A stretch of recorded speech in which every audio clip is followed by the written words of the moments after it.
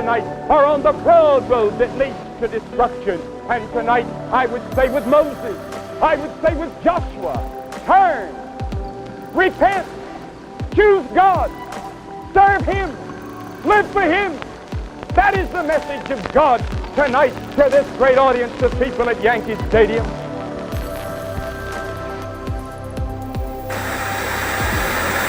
I see revival coming to planet Earth, maybe as never before. It will be untold numbers, and untold, uncounted multitudes that will be saved. The dead will be raised. The arthritic will be healed. Cancer will be healed.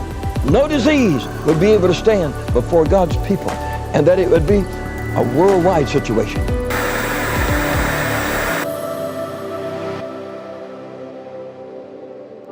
There's a church that doesn't just know about God, they know God. They don't just believe in His power, they carry His power. God will shake the United States of America one last time, not by might, not by power, but by my Spirit.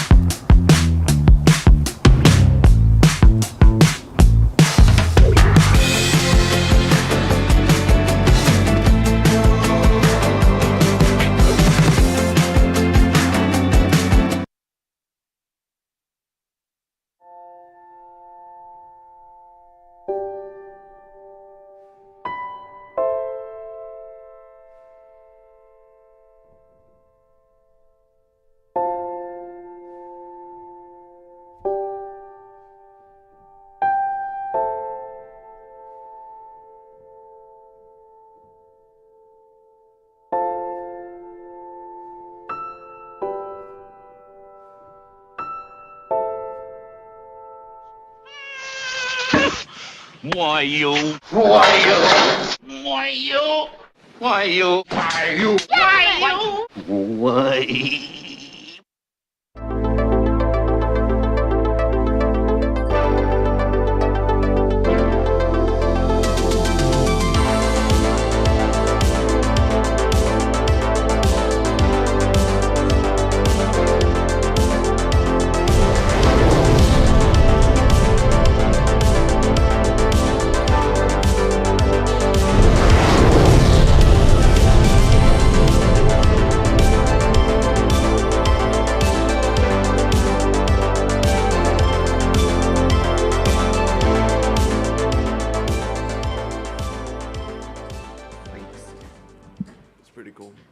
Good morning, everybody. Welcome back to Check the Market. How's everybody doing? Markets were down yesterday. My portfolio was down. But it looks like things might be looking up again. Jerome Powell did me dirty yesterday, but we'll see what happens today. D&D Investments, Ninja Buddha, Jebediah, Christophorus. Sipping on that Maxwell House. Oh, yeah. And I have not found your message to me, Christophorus, so... Gotta send another one. Gotta send another one, because it ain't there. And I will get you better coffee. Send one to @Let'sCheckTheMarket on Instagram. See if that one comes through. Oh, Sandra, good morning. Sent it. All right, cool. We got to get him something better than Maxwell House. ASAP. Where's everybody watching from this morning? Let us know. It's a little cloudy, a little rainy here in Pittsburgh. It's like blah outside. Frank, good morning. Welcome to Check the Market. Let's take a look here at the futures real quick. See what everything's looking like. Futures are down slightly. Ugh. Dow futures down 125, S&P down 12, and NASDAQ down 49. Well, Nice. We got South Korea in the house. awesome. Ohio, just right next door. Leslie from Houston, California. Kingston, Pennsylvania. Oh, awesome, Frank. You were there. Yeah, that was a good meeting last night. Cloud City. South Africa in the house. Thanks for tuning in. Midland, Texas. From Australia. Literally got all the corners of the world. Awesome. Nice. Portland, Oregon, 71. Ugh. How is that even Jeez. possible? And Pittsburgh is It's so annoying. Florida. Man. Portland, Nice. Oregon is crypto islanded today. All right, let's get into the news this morning. Let's check it out. While you were distracted by Will Smith, the international elitists met at the World Government Summit. Let's see it. While much of the mainstream world has spent the last week obsessing over and debating the celebrity spectacle surrounding American actor Will Smith slapping American comedian Chris Rock, which was so much fun to watch, the international elites were meeting in Dubai for the 2022 World Government Summit. From March 28th to the 30th, corporate media journalists, heads of state, and CEOs of some of the most profitable companies in the world met for discussions on shaping the direction of the next decade and beyond. Anyone with a functioning brain, I love this article, should ignore the tabloids and instead pay attention to this little-known gathering for globalist technocrats. Continue. Let's take a look at the speakers and the panels, starting with Mr. Great Reset himself, Klaus Schwab, founder of the World Economic Forum. Schwab gave a talk entitled Our World Today, Why Government Must Act Now. Sounds like a UN title. Thank you to His Excellency for enabling this initiative to define a longer-term narrative to make the world more resilient, more inclusive, and more sustainable, Klaus Schwab stated in his address. The use of the term narrative is important because in January 2021, Klaus and the World Economic Forum announced the next phase of the Great Reset, the Great Narrative. Now, this article is exhaustive and goes on for a very long time. So if you want to delve into more of what they discussed, he went into his book, The Fourth Industrial Revolution, amongst other things. So you can go check that out on Zero Hedge. It's the great narrative. It's a great narrative. He says it better. He does sound like a supervillain. He does. He looks like it too. Penetrated the government. Like, all right, buddy, calm down. They have though. He's It's got a like fact. a supervillain vibe to him. Yeah. Dr. It's Evil. the droopy. It's the droopiness, you know. The droop. Next. Kenosha, Wisconsin elected a Republican mayor for the first time in more than 60 years. So the ground game is strong in the United States. County executive and School boards wow. and now the mayor. It's pretty impressive. Next. Bill introducing mandatory vaccination for all Germans over 60 is expected to pass. I've looked at the numbers and it is indeed expected to pass. It's not looking great. Your people, Mr. Patrick. These are your people. There's Interesting no stuff. way my dad's gonna do it. No? Would rather leave Germany? No, he'll just stay. He'll there. just stay? What are they gonna do? Yeah. Well, they've been tested before. I know that's what he's gonna say. So, what are you gonna do? Nice. Next. The European Union is punishing Hungary for re-electing Viktor Orban. EU is going after... Do we have the article for this, by the way? It would be better just to read the article. Nice. The Hungarian government in Budapest stands to lose financial backing from the EU if the procedure is endorsed by a supermajority of the EU's 27 member states. Continue. The top governing body of the EU on Wednesday launched a never-used procedure against the country that could see the Orban government stripped of EU funding. According to France 24, the move to crack down on Orban's moderate conservative government, which won the recent election with an overwhelming majority, comes as the EU sees it as an unfavorable result due to its liberal values. Orban, who has been criticized as being soft on Russian President Vladimir Putin, whom some might even describe as an ally, has frequently been accused by the EU leadership in Brussels of backsliding on liberal and democratic norms.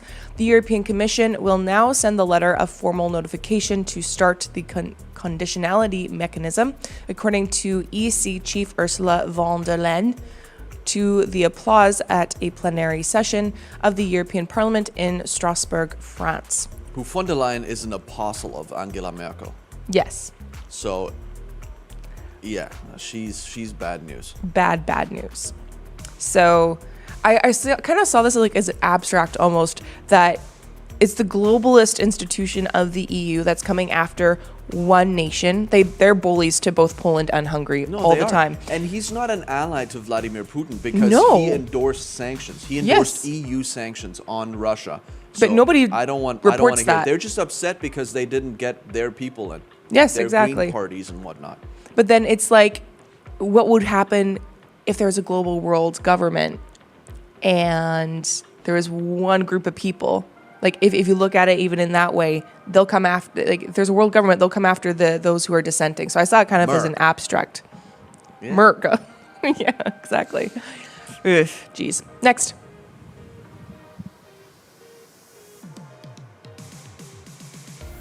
Elon actually tweeted this. Twitter's next board meeting is going to be lit. I love it. Next.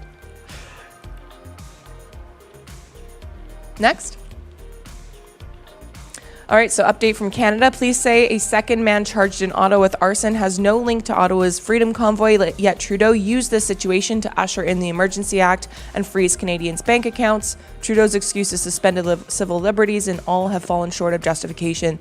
So there was 2 individuals charged. Neither of them were a part of the Freedom Convoy, yet Trudeau parroted this narrative globally, that these individuals were part of the issue that needed to be resolved. So there you go. There's an update. Next. Warren Buffett's Berkshire Hathaway reveals major stake in HP Inc. Tech stock soars 15%. Warren Buffett's Berkshire Hathaway has initiated a major stake in tech hardware stock HP, becoming the largest shareholder in the PC and printer maker. Its HPQ is the ticker symbol. CTM in Deutsch would be fun to listen to.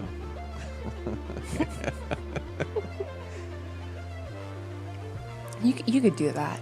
You could do I don't know it. if I could. Berkshire purchased nearly 121 million shares of HP, according to securities filings. That stake was worth roughly $4.2 billion based on Wednesday's closing price for the stock, amounting to a stake of about 11%. Shares of HP jumped more than 15% in pre-market trading Thursday on the news. After largely sitting on the sidelines in the early days of the COVID pandemic, Berkshire has become more active in recent months. The investment firm announced a deal to buy insurance company Allegheny for $11.6 billion last month and has been scooping up shares of energy stock Occidental, with which I would take a look at that stock, OXY, Occidental Petroleum. Not only has Berkshire been buying them, other hedge funds have been buying them, and as well as Senate and congressmen. Really? Yes. So I think it's more of just like a commodity play, which we'll go a little bit more into that here in a little bit. I think it's more of a commodity play, but take a look at Occidental Petroleum. If all those people are getting into it, I'm sure they know something about it. You just got to make sure you get out at the right time. Continue. HP, a leading name in personal computers, has lagged badly behind larger tech names over the past decade and beyond. Prior to the Berkshire news, the stock had gained less than 50% since October 2009. We view Berkshire buying HPQ shares as a positive that validates HPQ's strategy and deep value, wrote Evercore ISI tech analyst Amit Daryanani in a note. HP joins elite company among rare tech holdings for Buffett, who has famously avoided most stocks in the sector for not fitting his value investing style. Apple is Berkshire's single biggest outside holding and one of Buffett's best investments ever, reaping billions for Berkshire since the conglomerate started buying in 2016. Let's take a look, see where HPQ is at. Pre-market, 11%, trading at $39 a share, which $39 for a tech company is not too bad. Continue. Fed officials plan to shrink the balance sheet by $95 billion a month, meeting minutes indicate. Jeez. Let's see it. Yes, Kelly, it is Patrick and Matea. And we're doing Check the Market and Check the News. Thanks for tuning in. Thanks for watching. This is where we talk about stock market news, economic news, everything that affects the market. And we also have a segment on Check the News, which Matea does. And then she does a Check the News broadcast in the evenings as well. You're welcome. Federal Reserve officials discussed how they want to reduce their trillions in bond holdings at the March meeting, with a consensus around $95 billion a month. Minutes released Wednesday showed. So yesterday they released their FOMC meeting minutes, and they agreed to the maximum of $60 billion in treasuries and $35 billion in mortgage-backed securities would be allowed to roll off, phased in over 3 months and likely starting in May. That total would be about double the rate of the last effort from 2017 to 2019 and represent part of a historic switch from ultra-easy monetary policy. In addition to the balance sheet talk, officials also discussed the pace of interest rate hikes ahead, with members leaning towards more aggressive moves. Continue. At the March 15-16 meeting, the Fed approved its first interest rate increase in more than 3 years. 25 basis point rise, a quarter percentage point, lifted the benchmark short-term borrowing rate from near zero level where it had been since March 2020. The minutes, though, pointed to a potential rate hikes of 50 basis points at upcoming meetings, 50 basis points, which is 0.5%. A level consistent with market pricing for the May vote. In fact, there was considerable sentiment to go higher last month. Uncertainty over the war with Ukraine deterred some officials from going with a 50 basis point move in March. Many participants noted that one or more 50 basis point increases in the target range could be appropriate at future meetings, particularly if inflation pressures remained elevated or intensified. Stocks fell following the Fed release, while government bond yields held higher. However, the market came well off its lows as traders adjusted to the central bank's new posture. Continue.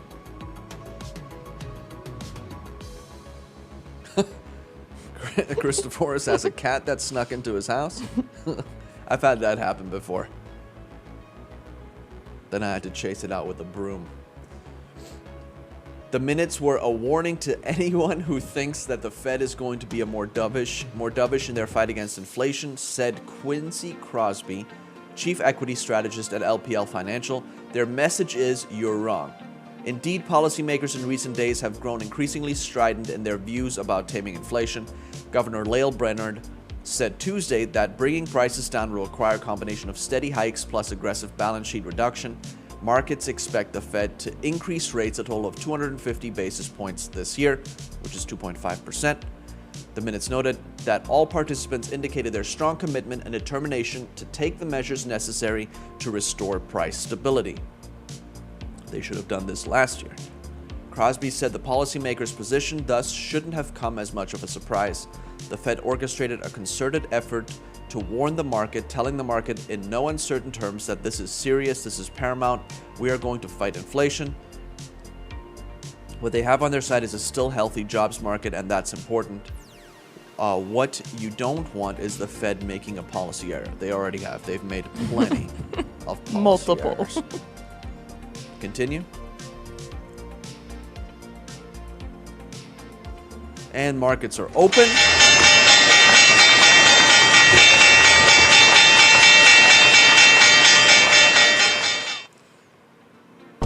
Dow Jones down 113 points, the Nasdaq down 22, and the S&P 500 down 5.67 points. So not too bad. Oil is back down below $100 a barrel again at 97.20. Let's take a look at cryptocurrencies, which should be up last I checked. Overall market is down. Is this correct? Hold on, let me refresh this. I guess 2.3%. Bitcoin 43,000. Ethereum 3,200. Let's see, Solana is down another 5%, so we're at 115. XRP 78 cents. Avalanche is at $84, down 3.45%. Cardano is at $1.08. Dogecoin 14 cents. Shiba Inu 0.000025, down another 3%. But good news is you can use your Shiba Inu at vending machines. That's the United States now. Good to know. Buy the dip, that's right. All right, next. This is what you should do in the stock market now, according to 3 2022 Fund Award winners. This is by Michael Brush from MarketWatch. Don't get out of equities and start to favor growth strategies. So I thought this was an interesting read. I wanted to share with you. There's some ideas in there. Good morning to you, Timothy. Thanks for tuning in. Let's see it. There are so many wicked crosscurrents in the stock market now, from war and pestilence to raging inflation.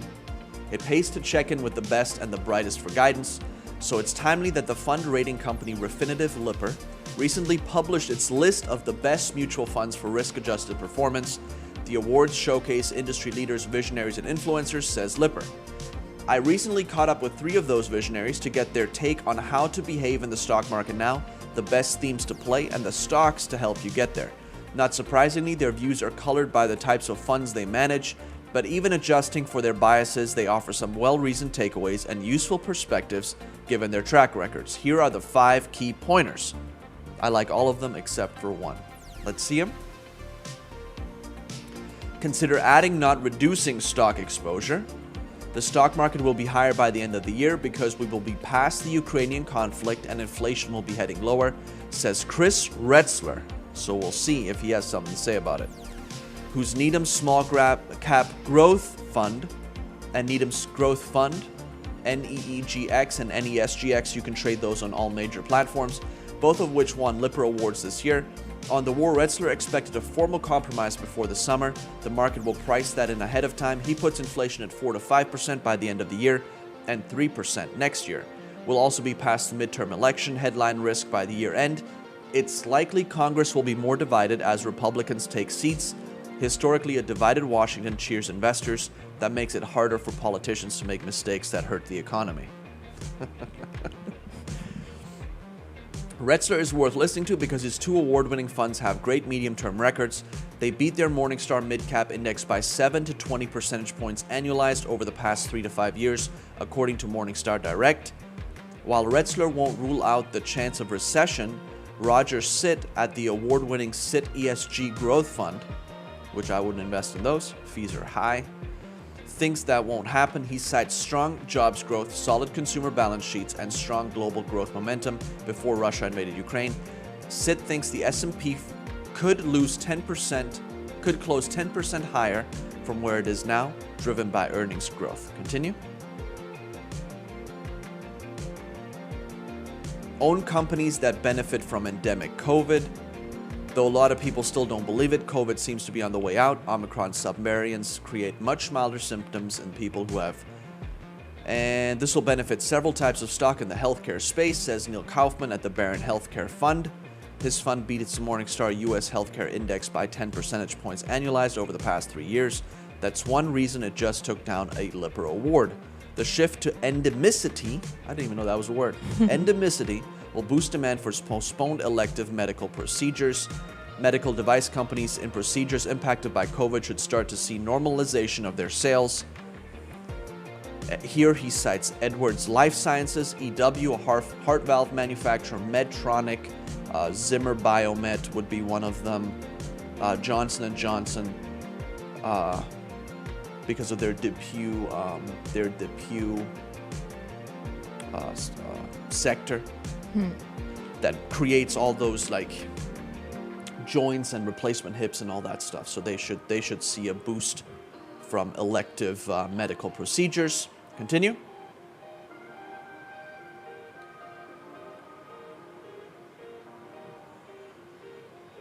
Now, with COVID lifting, these issues will recede with the help of biotech space. Kaufman says he cites Argenx as a company from his holdings that will benefit as COVID backs off as a threat because it has early stage drug launches and clinical trials slowed down by the virus. There is a lot of companies in the biotech space have been hit hard recently. So there might be some opportunity for you to buy in that space. I'm going to take a look, see if I can find some biotech stocks. Next. Favor growth because it's coming back into style. Small cap growth has been under assault for 12 months, says Retzler. There are names that are more than cut in half with strong fundamental business activity. It's almost purely based on multiple compression and fund flows out of the asset class. Retzler thinks that as the economy slows this year, investors will favor companies that stand out because they post revenue growth, profits, and decent free cash flow. And I think that's one of the biggest things that you need to look out for is cash flow. If they have free cash flow, if they're sitting on a good amount of cash, which I was looking at this company this morning, Nintendo, they are sitting on a ton of cash. Really? A ton of cash. Nintendo. So that might be a good one to take a look at. It's traded over the counter because it's a Japanese company. So yeah, but look it up, Nintendo. I don't know if you can't trade it on all platforms. I know you can trade it on TD Ameritrade and Schwab. But take a look at Nintendo because they are sitting on a massive amount of cash. They can weather, some serious crises with the amount of cash that they're sitting on. All right. Nintendo, there's the Nintendo ADR. What's the ticker symbol for that? Does it say? Right there, NTDOY. NTDOY. Those are the ordinary shares. And then they have NTDOF would be the, I believe, the preferred shares.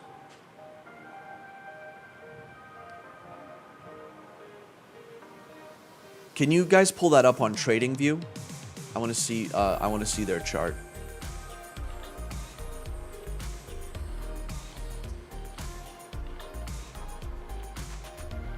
Carl, yes, Mario is coming and saving all the coin.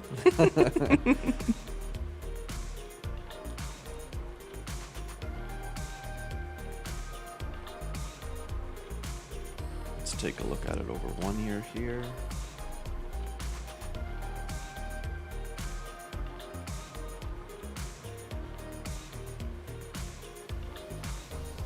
Trading around $63.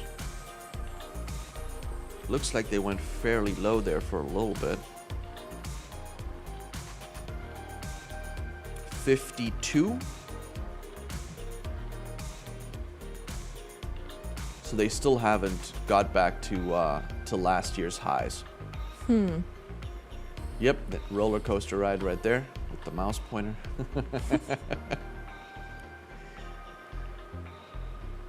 But yeah, that might be a good one to take a look at. NTDOY. We'll take a look at that one. Nintendo, they're sitting on a massive amount of cash. Continue. Mario saving all that coin. All right, next. Fed officials plan to shrink the balance sheet by $95 billion a month, meeting minutes indicate. We already went over that one. Next article. Tech stocks haven't been this oversold since 2015, leading analyst says. Let's see it. Technology stocks are most oversold. They are the most oversold they have been since 2015, which I guess Nintendo would, be included in that. According to Dan Ives, an analyst at Wedbush Securities, he's always in the news, Dan Ives. The tech-heavy NASDAQ composite has dropped 11% this year, about twice as much as the broader S&P, as the yield on the 10-year Treasury has surged in response to the Federal Reserve's plans to forcefully lift interest rates. Stocks took a further lurch down on Wednesday after minutes from the last Federal Open Market Committee meeting showed the central bank's plan to reduce its balance sheet by around $95 billion a month. Clearly, tech stocks are now selling off with this macro news, as well as fighting the Fed fears into a first quarter tech earnings season in which investors are fearing the worst. In our opinion, at this point, the NYC cab driver knows about the transparent tightening Fed path ahead, and we believe fears around a fundamental tech slowdown are way overdone relative to our recent tech checks in the field. Continue. On a price-to-earnings basis, tech stocks are the cheapest they have been since the pandemic hit the Western world in March 2020, with the NASDAQ composite ending its first quarter on a ratio of 35 times EPS, which is fairly low for tech. According to FactSet research data, that's also the case on other metrics, including enterprise value to earnings before income taxes. The first quarter earnings report will be a catalyst rather than a negative data point, I've said. Our recent enterprise checks, coupled by healthy results not showing a digital transformation that is gaining more steam into 2022, not slowing, and we believe investors have run for the exits and sold the tech sector indiscriminately across the board, painting all tech names with the same brush. He advises investors to strongly buy cloud, software, cybersecurity, and microchip makers. Let's see it. I guess, yeah, because he actually takes calls from reporters. Some analysts just like to hide because they get it wrong all the time. He also likes the stalwart tech names in the FANG grouping, and in particular Apple. We view Apple as both a rock of Gibraltar defensive tech name, as well as the best 5G tech play in the market, with massive product cycle that is gaining more steam, along with its valuable services business, which is being undervalued by the street in our opinion. Apple closed Wednesday at $71 per share, down 3% on the year. Top software names to own are Microsoft, Oracle, Adobe, and Salesforce. Oracle is one that I'm in. Continue. All right, that's it. Some stocks to research. Here's some that I want you to take a look at. So when I was reading all these articles, this article then led me down a rabbit trail this morning of reading up more on the tech sector and to see what's going on there. So I suggest you do the same. There are some companies that are trading at a discount. Now, the overall tech sector is still down this year. And the overall tech sector, the ETF that I like to take a look at to give me sort of like a pulse on the overall tech sector is XLK, which is the Technology Select SPDR fund, Spider Fund. And that's the one that I keep an eye on to see how the overall tech sector is doing. It had hit a recent low of $142 and is currently trading at $154. That was pre-market. What's it trading at now?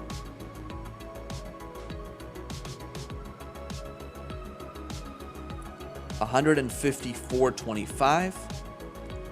It was trading as high as $177 a share, and it was down to about $140 recently.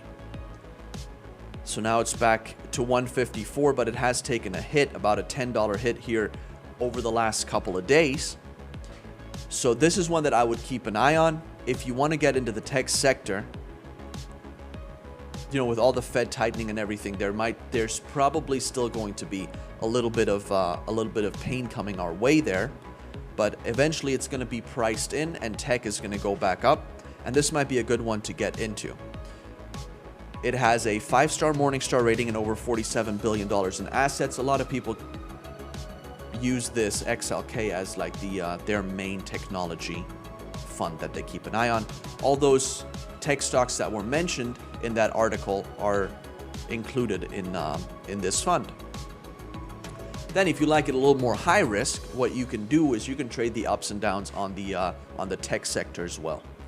So I know that I've given you for energy and communications a bunch of other ones, the bear and bull 3x shares. So I'll do the same for the tech sector. TECS, that's the Daily Technology Bear 3x shares. So that one would trade inverse to the market. So if the technology market goes down by 1%, this one would go down 3%. And then TECL, which is the bull, so if technology goes up 1%, if XLK goes up 1%, basically this one would go up 3%. So these are very high risk, not for everyone, but if there's news on the tech sector coming out or something like that, you can trade the news with this one, make a couple percentage points. TECS, Daily Technology Bear, TECL, Daily Technology Bull. Bull being positive and bear being negative. And then XLK. Patrick is wondering if you can research TAK. Is that DF? TAKOF? Yes, OF? I can. I'll take a look at that one. Drone delivery company. Dang. I have looked into some of those. There's actually Amazon did drone delivery research in Rwanda. Yeah. For delivering medicine to like remote villages and things like that. It's very interesting. But yeah, I'll take a look at it. Oh yeah, TradingView is great to use because a lot of their stuff is free and you can put in some indicators. One interesting one on there on TradingView that I found is their moon phases. So you can actually put in a moon phase. Look at that. You can put in the moon phase, so the new moon and the full moon. And I mean, it's pretty interesting how a lot of times the top is going to be when there's a full moon. Yeah. And the bottom when there's a new moon. What? Really? So yeah, I mean, look at it. This is for the technology sector. Dang. Yeah. Right? I mean, not always, but a lot of times. Jeez. Isn't that interesting? That's cool. So Nice. that's an indicator that I put in there that I just find that interesting. So yeah, you can take a look at TradingView. It's what I use for a lot of my charting. Oh, it's a Canadian company. Look at that. Canadian drone delivery company. Oh, dang. Don't invest. Yeah, I know. I just thought it was interesting, Carl.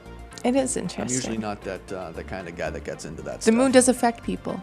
It does affect people. I guess I don't know. It's not mystics. It's You know, I put it in there to see because I saw it on there. I was like, oh, interesting. Yeah, that was on TradingView. See, Christophorus knows it. Moon affects people. I guess I don't know. Hey, my friend who is a doctor in South Carolina said that more people come when there's a full moon. More people come in with more severe injuries, or like knife attacks or gunshot wounds than at any other point in time. It's when there's a full moon every time. Dang. Nobody wants to work those shifts. It's true. Alrighty. Well, thanks for tuning in, everybody. If you would like to donate today, if you would like to invest in Revival today, we'll give you an opportunity to do that now. Hashtag donate on Facebook. Text RT to 50155. Cash App, RTGive, Venmo at RTGive, revivaltoday.com. And then cryptocurrencies. There you have it. Don't forget that snail mail. Yes, Revival Today, P.O. Box 7, Prosperity, Pennsylvania, 15329. And then our offer is our book on cryptocurrencies.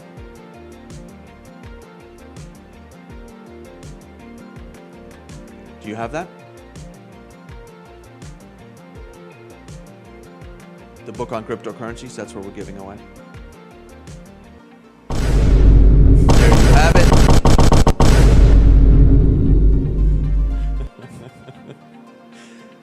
And that'll be our thank you that we'll send to you for investing with Revival today. Awesome. Well, thanks so much for tuning in.